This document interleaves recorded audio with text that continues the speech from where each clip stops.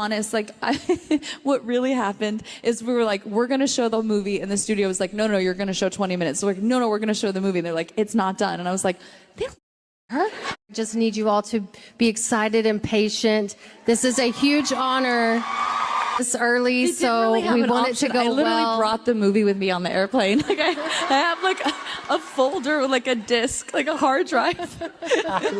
You right, me lovers? How's it going? We have got a huge, it's massive, it's huge to try and get through. We've got some things we need to catch up from earlier on last week. We've then also got Justin Baldoni's website has now dropped with the amended lawsuit and also the timeline of recent events, which includes text messages from Justin Baldoni to Ryan Reynolds. It includes messages from Blake Lively to Justin Baldoni. It includes a statement that Blake and Ryan were trying to force Wayfarer to give. It's got a whole lot of stuff added to it. I'm not a law girly. I know very little about the legal system, especially over in America. Not my forte. But I have been heavily invested in this, and I just want to go through some things that I found. Grab whatever you need because we might be here for a little while. So first off, where I want to be taking us is last week. So this is going to be short, snappy, and sweet. First off, Blake Lively's legal team basically said that they do not want Justin Baldoni's lawyer, Brian Friedman, didn't want him taking her deposition, basically, which, if you know anything about law, which I didn't, I had to look it up. Yeah, you can't be doing that. You can't just be going around being like, I don't want them to take my deposition. I don't want them to do this and that. You can't be doing that. Which caused up quite a stir. Now, this did come from the Daily Fail, which I am irritated about. However, they reported on it first, and since then it's kind of spiraled. Blake Lively wants Justin Baldoni's powerful celebrity attorney, Brian Friedman, barred from taking her deposition. The shock demand is revealed in a new letter from Baldoni's team. I have got this letter, but all intents and purposes trying to keep this little briefing at the very beginning short and snappy. I will put it up here. Yeah, there is that. There's also the fact that both Blake and Ryan have literally been trying to get this thrown out of court. So there is that as well. They're trying to get this thrown out. Now, TikTok have been going rampant with this and finding out information which has actually led to Justin Baldoni amending the lawsuit and including some shocking things, absolutely shocking, to the fact that the New York Times and Blake Lively have been conspiring this since, I think it was like October. Okay, so way before it ever came out, way before she ever went and released her complaint, the New York Times and Blake had been working together because they found it in like the coding. I'm not a computer person, but they found it in the coding, imagery and whatever was saved. I'm going to read this bit out if you haven't already heard. So the 4,000 plus words of the New York Times article dropped less than a day after Lively apparently filed her CRD complaint.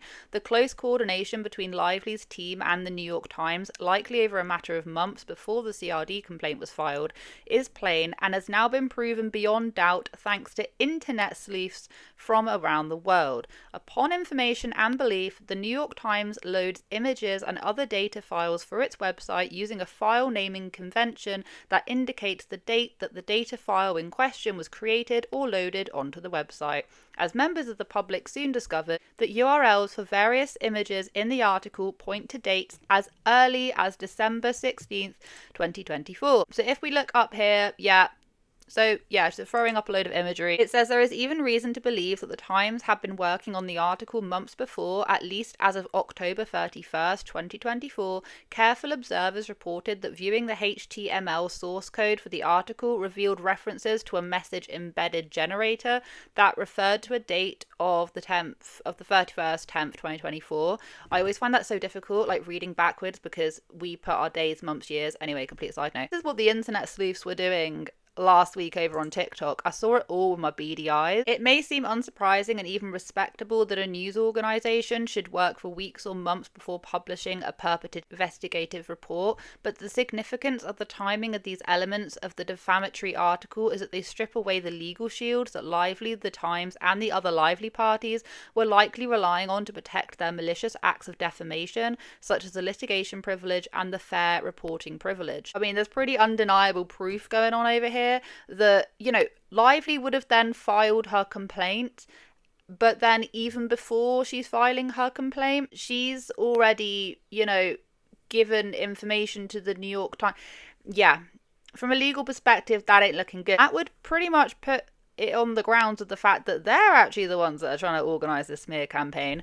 But whatever, we move on. The very first bits of new evidence that I've seen that they are putting out about Blake Lively and Justin Baldoni and all of that is when you're looking at it, that whole situation about him needing to find out her weight. Now, it may seem like, oh, you're like flogging a dead horse or whatever. One of her main allegations is the fact that, you know, he was body shaming her and it was like, you know, harassment and all this kind of stuff. And that then sparked off why Ryan was then having a go at him in the penthouse. So he then comes forward and he delivers even more text messages where he has then been given, you know, in contact with Blake Lively's trainer. He says, hey, Justin Baldoni here, a new friend of Blake's. We're working together on a film. I'll be headed your way first week of March for 4 months. Trainer says, great to meet you, Justin. Happy to discuss. Let's jump on a call at some point. Lively and Baldoni exchange text. She jokes with Baldoni that she is 20 pounds from her goal weight. Baldoni responds by disliking the message. Lively thanks Baldoni for his friendship and support. There's also a part that he shares as well where she is feeling worried about the fact that they're going to have to do intimate scenes and she doesn't feel she needs to try and get her body prepared and all of that. Justin is trying to make her feel better for the fact that, you know, she should be resting. She shouldn't be putting her body through all of this. I know my job here and this piece is a big part of my job here. We both understand the assignment as actors in the roles, but also as producers and also as marketers. We understand artistically, yes, but we get what we need to do in all aspects for this movie. As woke as we both are and work to be, this movie requires a certain aesthetic. It's a part of the job that we both excitedly signed up for. Like when someone is about to start an athletic event, as much as I'd love to not think about it, that'd be irresponsible and also impossible because it's unrealistic to not acknowledge what I need to do. What's the chance we can do body scenes at the end of the schedule? Literally just had a baby, like everyone has to keep this in mind. She's literally just had a baby. And Justin's response was, I want you to know you will look amazing. Anything you are insecure about, we will talk through and get creative together and make you comfortable. I just don't want you to stress about your body. It's the last thing you need. I do think that that is pointing in the direction that, you know, Justin, when he did go and ask, you know, how much does Blake Lively weigh? Because I need to be able to lift her, which she, by the way, denies in this thing and says that he asked even though there wasn't a scene there. And Justin Baldoni then comes out with this and it very clearly says, and he scoops her up. As we've already learned, he does have really bad spinal injuries. But the thing is that, and people are talking about this as well, is that this is the only time I've ever seen Ryan and Justin in communications. And the sad thing is that Justin is reaching out to Ryan to basically say, like, please be my friend because Blake is now Emily's friend and we should be friends kind of thing. I'm not going to read all of it, but I'll put it in a nutshell. Hey Ryan, Justin Baldoni here, the guy who bought his literal baggage to his meeting with your wife. I asked Blake for your number well over a month ago and I've wanted to text you for a while now. The nerves got the best of me. Emily and I have a very small circle. They don't really have any friends and, you know, Emily wants some closer female friends, etc, etc, and then just like, yeah, starts blowing smoke up his ass. And Ryan saying, hey Justin, sorry for the delay, I've been in a writing cave and the girls are sick. What a loving and generous message, thank you. We're both looking forward to getting to know you and your family better. We're also big fans over here since before we met and more so after. You've been a wonderful collaborator with B and that means a great deal to both of us. Being a stand-up person is everything. And also goes on to say, you know, I respect your thing as well. Some of the greatest creative decisions I've made are in fact Blake. The same goes for the acting as a small piece of a pretty astounding patchwork quilt of creativity, etc, etc, etc. It's very pivotal because we have to remember that by this point and then by the end of it, Ryan was going around during, I think it's the WME event and then also the Deadpool v Wolverine one, going around and saying that Justin Baldoni is a sexual predator, etc.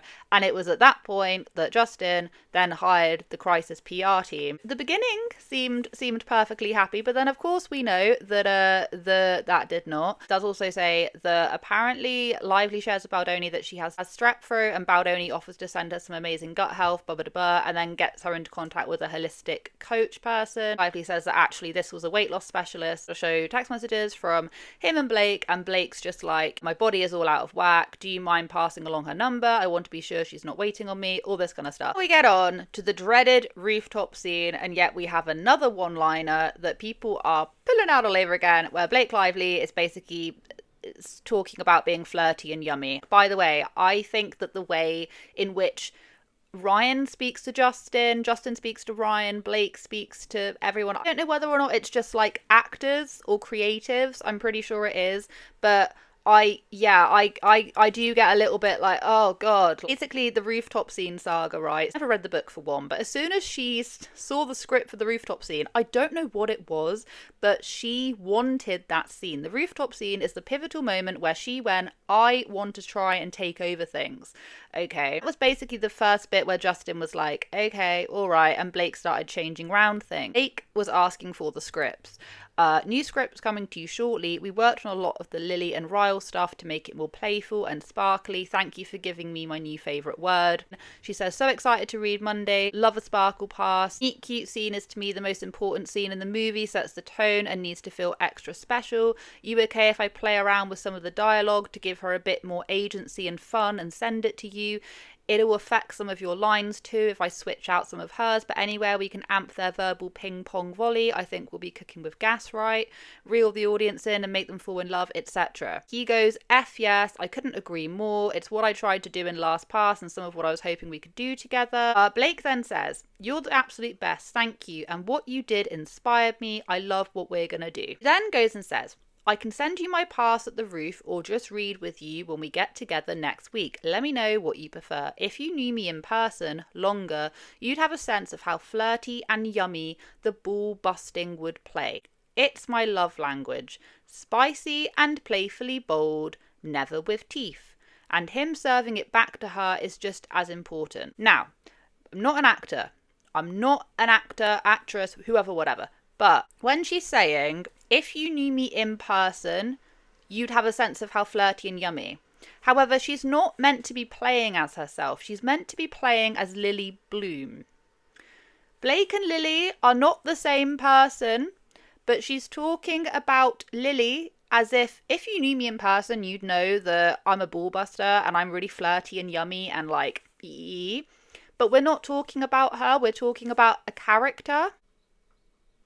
That's my only thought. Next part is going to be featuring the voicemail that you may or may not have heard. So what then went on and happened is that we know the obviously rooftop scene, Justin Baldoni allegedly went to their penthouse or whatever and was kind of pounced on by Taylor Swift, and also Ryan Reynolds, right? And they were kind of boosting her up, being like, yeah, like she's amazing, da da da. We already kind of got a little bit of that from the Ryan Reynolds bit, what I showed earlier, with him saying all like most of my creative ideas are from Blake. And ended up happening as we already went through this, whatever. They were having this really late night conversation. Justin was saying, you know, I don't need your mega star friends, spouses to say how great you are, kind of thing. I don't need convincing. When the voice note then came out. Hey Blake, it is 2 a.m.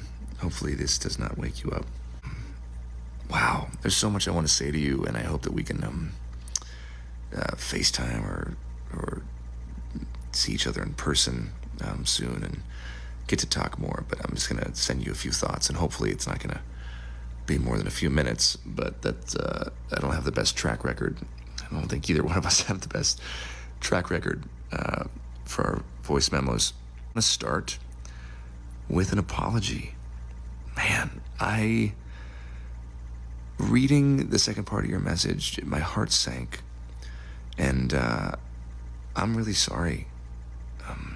I for sure fell short, and you worked really hard on that, and the way you framed it and how that made you feel. I just want to say thank you for sharing that with me. That takes a lot of trust and vulnerability, and I feel really grateful that you feel safe enough to tell me that that's how you feel and share that with me. And I'm really sorry. I fucked up. That is a fail on my part. One thing you should know about me is I will admit and apologize when I fail. I am far from perfect. I am a very flawed man, as my wife will attest. And and I'm gonna fuck up. I'm gonna say the wrong thing. I'm gonna put my foot in my mouth. I'm going to piss you off probably, but I will always apologize and find my way back to center. That is one thing I can assure you of. And I'm sorry I made you feel that way. That must have felt terrible. And I will for sure do better. That was not my best weekend, and I should have given it more time. And damn right, you got great friends if that's how you felt and they knew that. And fuck, we should all have friends like that. Aside from the fact that they're two of the most creative people on the planet, the three of you guys together is unbelievable. Talk about energy and just a force, all three of you. Just wanted you to know that I didn't need that, because it's really good and it's gonna make the movie sing like you said, and I'm excited to go through the whole movie with you. Just excited to spend time with you. I'm excited to be in your sphere and your presence, and for us to share creative juices together, although that sounds terrible. You know, I think you and I have been trying to build a relationship, which I think we've done successfully. I mean, here we are talking like this, me into my phone at 2 a.m, but largely via text and voice note. And I will be honest with you, that is not my biggest strength. Love being with people and being in somebody's space and being face to face. And I feel like that's where I excel, and definitely fallen short at times in our text and voice note exchanges, because there's so much to communicate and there's so much happening. And all that to say, I'm just really looking forward to spending time together. I think that's going to really go a long way for our chemistry, which I believe is there and has been there from the start. So I was so damn excited when you wanted to do this film. I felt it in the room when we met, and yeah, I think it does come from the both of us being so fucking hardworking, having a vision and not settling. And I'm excited to have a creative partner in that with you. And it's just really exciting. There's so much more to say. There's so much I want to say. Oh, and there's one thing that I do need to say, which is I am so sorry you have been through what you've been through with these other filmmakers and producers or whoever the people were that you worked with. I'm just still kind of blown away that this is the industry that we're in and that you've experienced that as a woman. And I know I don't need to say it, but that's not at all going to be or will be, and hopefully it's not been the experience with me. Nothing more exciting to me like that I get to work with Blake Lively and have her, all of her. I mean, that's what I want. And so there's been no hesitancy with me sending you the final draft file. I am totally fine with that. The only reason I didn't send it today was because I was trying to implement and add your notes into my working draft, which is already like I'm all over that draft right now. So there's a whole bunch of new stars that are going to be collated pages. Sorry that has happened to you before, and I hope after this experience there will be a new I don't know, I hope it'll be healing in some way. I want this movie to be healing. I want this movie to be commercial just like you, and affect people and touch people. And I want to walk you through my whole plan and work that we're doing with the domestic violence partner that we found, No More, and just my vision. And I just know that this can be really, really special, and it's going to be special. And you're the secret sauce, and we're the secret sauce. I have so much more to say. I'm going to stop rambling because, Jesus Christ, it's been 6 minutes and 30 seconds. You probably have kids all over you and a baby on your boob, and you're listening to me ramble at 2 a.m. I hope you're feeling better, and give Ryan my love. Thank you for sending me that. It means the world to me that you trust me with your feelings and your thoughts like that. So a lot of people have very differing opinions about this voicemail. A lot of people are being like, oh my God, were they flirting? Da da da da da. Like, why is he sending voice notes at 2 a.m.? Judging by text messages, they were already texting. Like, he was literally replying to a message that she'd sent like 10 minutes prior. He then follows it up with a text message, morning thoughts in addition to my 2 a.m. semi-coherent ramble. And then they go on their little artistic tree rant again. And Blake Lively says, thanks so much for the thoughtful messages. They're very appreciated. Looking forward to catching up in person. And I too promise I'll freak you out, spook you, upset you, and be an actual beast. But I can promise it will always be in service of this movie and our shared goal.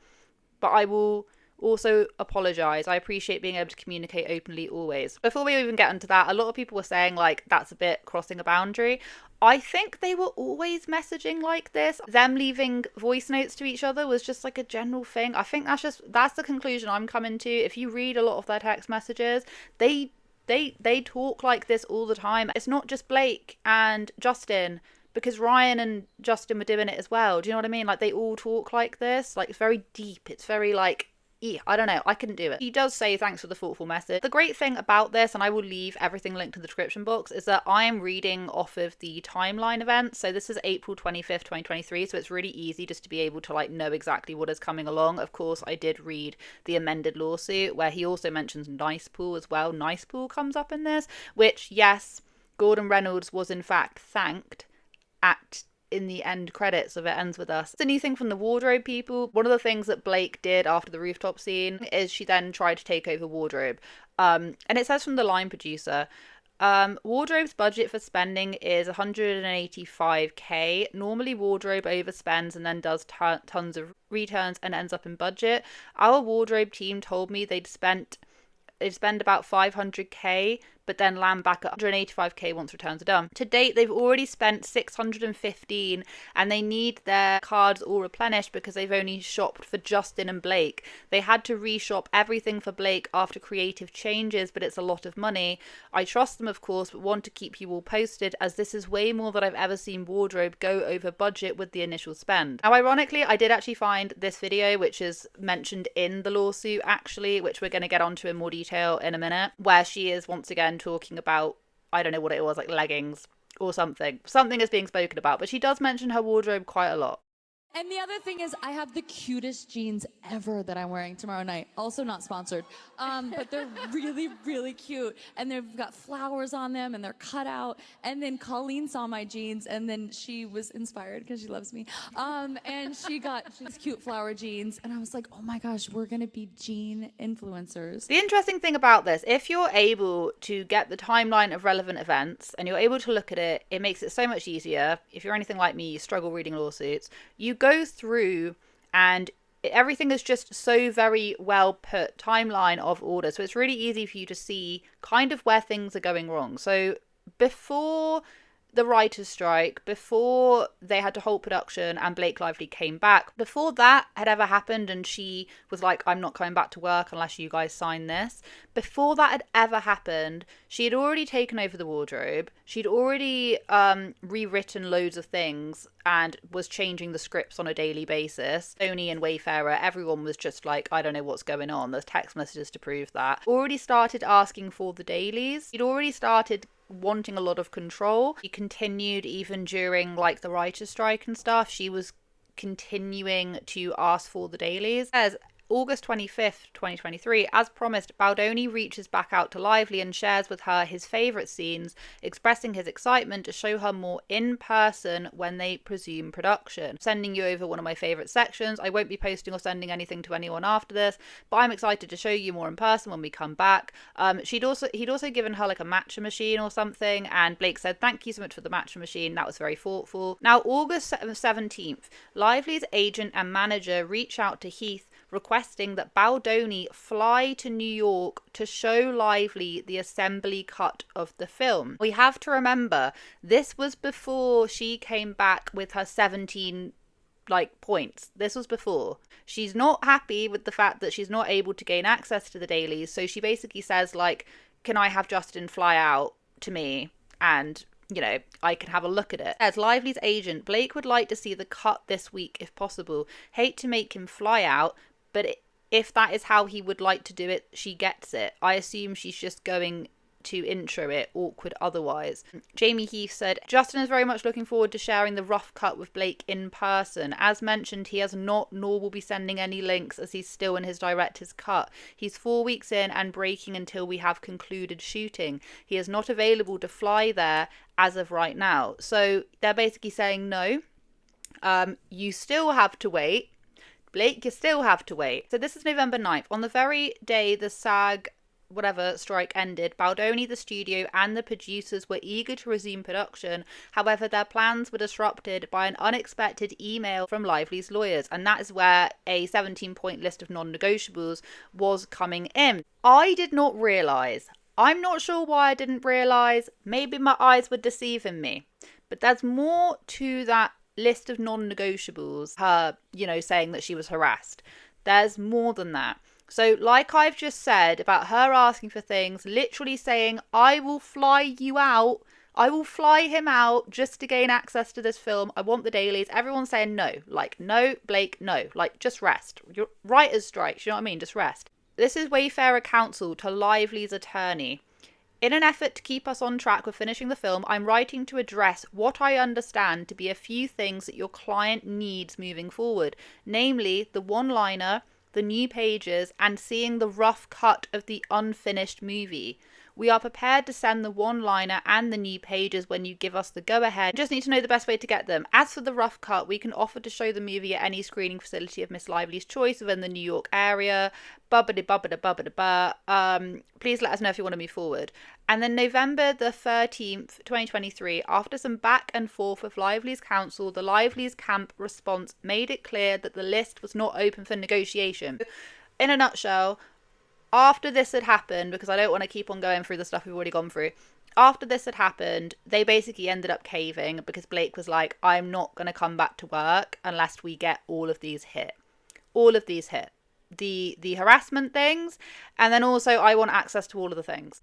Into her literally getting her own director's cut, her taking away the made by credit or whatever from the posters, to everything, to axing him out of their own premiere, which is very interesting because leading on to my next point, they went to the bizarre book thing.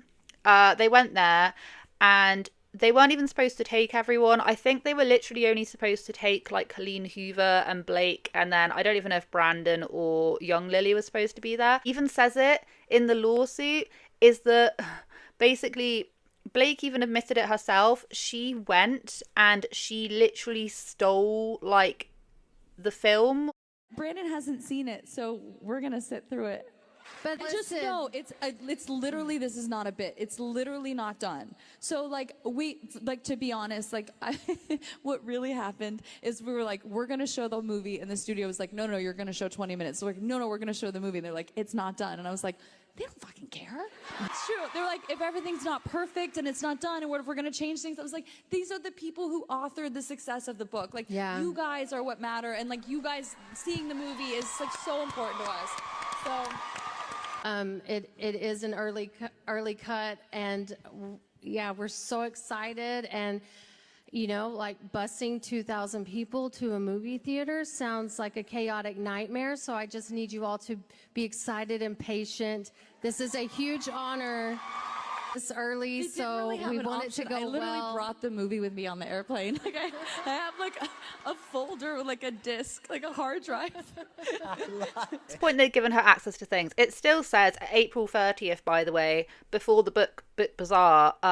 Lively demands another extension of her time in the cutting room, pushing the deadline from 1st of May to May the 8th because they were having an issue because she was taking too long.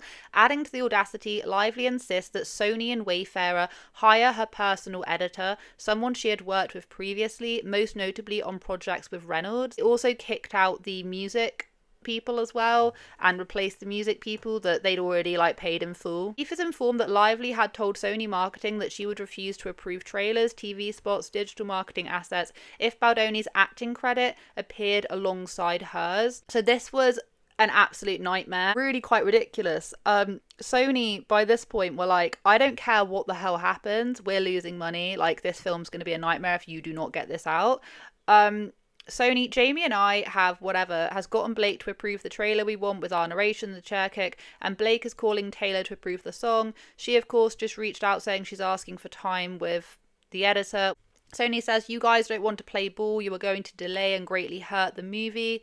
Good luck. That is only if you want to make this date. We are going to need to finish direct to cut, and we can have multiple previews down the road. And did the screening, and they found out that yes, Justin's did rate a lot better. Originally, allegedly, Lively had said that if Justin's tested better, she would, you know, give it to Justin, but they didn't do that. And she ended up getting her way as well. We've kind of gone through the other bits that have happened, and there's one more notable bit that I do want to go through, because we've gone through a lot of the other legal things and stuff they've had in the lawsuit. If I've missed anything, I'm terribly sorry. This is just highlights that I've seen. WME, and then also just the film promotion and all of that kind of stuff. You know, people were unhappy that Blake Lively was promoting it as a Barbie movie, and there was a lot of bad press. Now, some people still say that this is a smear campaign. I, as someone who was covering this and has been covering Blake Lively since, like, how long has it been now? Since all this broke out, like last August. I've never been paid. No one sent me an email. I've never been paid to say any of this stuff. And everyone that I follow on TikTok, I don't think they have either. Like, people just have eyes. What ended up happening is that Ryan and Blake basically said to Wayfarer and Justin and everyone, saying, like, you guys are smearing us. You guys are making other people think this. Like, the backlash is due to you. WME, Abel and Heath discuss yet another conversation between WME and Reynolds. WME shares that Reynolds and Lively are furious with Wayfarer and Baldoni for positioning them as promoting the film as a Barbie film, while elevating Baldoni to speak on the more serious messaging. Reynolds and Lively purportedly believe Nathan's responsible for this positioning and demand that Wayfarer release a statement of contrition, taking accountability for the negative press towards Lively and Reynolds. They warn WME that absent compliance, the gloves will come off. Does anyone want to read what that actually said? So this said, August 12th, statement prepared by Blake Lively and Ryan Reynolds on behalf of Baldoni, Heath and Wayfarer. It Ends With Us was a troubled production which we take full accountability for. We are very sorry to everyone we caused upset to privately and publicly. Blake Lively, Colleen Hoover, the entire cast and crew led with professionalism every step of the way. Any negativity aimed at them is ours to own. We mutually agreed that the cast would be promoting the film separately and understood why.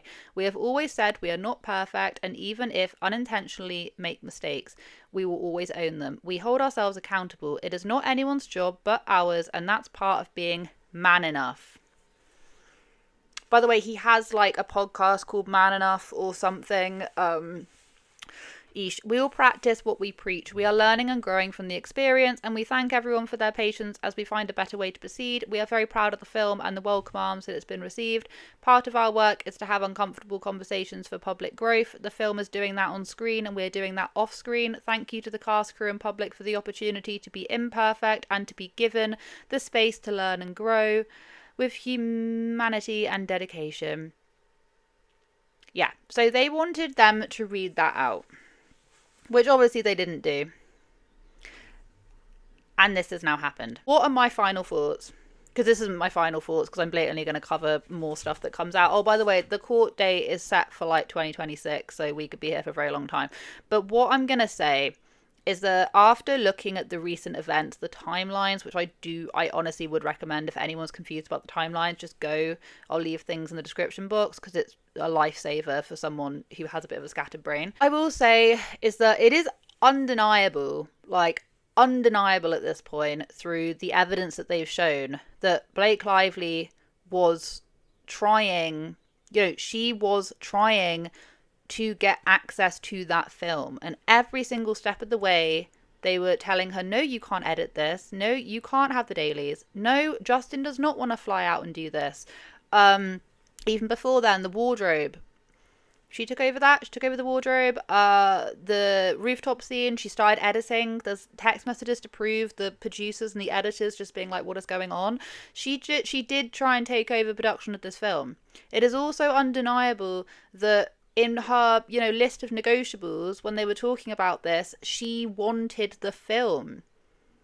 Literally, there's emails to show this, like she was not going to budge unless she had all the things that she has been trying to get this whole time. It is also true that she did request that Justin not have his name anywhere near hers. It's also true that, she got given a PGE, whatever the hell that thing is, even though she's not entitled to one. There is solid proof, in my humble opinion, that she was taking over this film. I also do think that there was, you know, a lot of the stuff that was coming out about Blake Lively were people's public opinions based on past interviews, based on things, you know, whether or not those interviews are planted. I don't know, because I'm not those people. But what I'm trying to say is that there is undeniable evidence that this woman and her husband were trying to take over this film for whatever reason for the longest time. Like, from her side, I need something more than what she's given, because with all this coming out, you know, it's undeniable that she had it out for Justin. She wanted this film. And I don't understand why her and Ryan didn't just make their own bloody film. They've got enough money. They can just do it themselves. It makes no sense to me. She didn't even read the book. Like, this is the thing. It's not as if she read the book and she was mesmerized by it and she felt like she wanted to speak about it. It was nothing about that because she never read the book. And then she's then giving interviews trying to say, you know, oh, the script, we took so much from the book. It's like, how the hell would you know? You've never read it. You rewrote most of the script.